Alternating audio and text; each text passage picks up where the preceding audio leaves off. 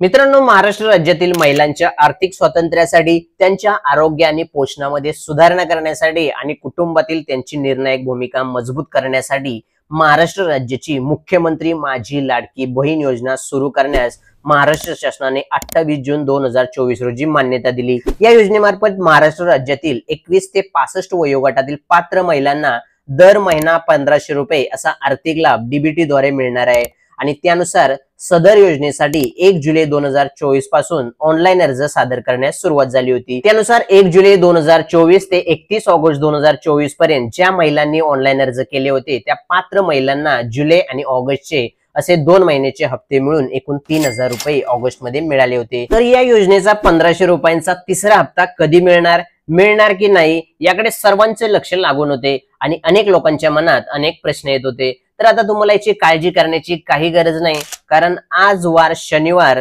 दिनांक 28 सप्टेंबर 2024 रोजी सकाळी 8:30 वाजता मला मुख्यमंत्री माझी लाडकी बहीण या योजनेचा 1500 रुपयांचा तिसरा हप्ता माझ्या वाईफच्या बँक अकाउंट मध्ये जमा झाल्याचा मेसेज आलाय आणि 1500 रुपये क्रेडिट झाल्याचा तुम्ही हा मेसेज पाहू शकता।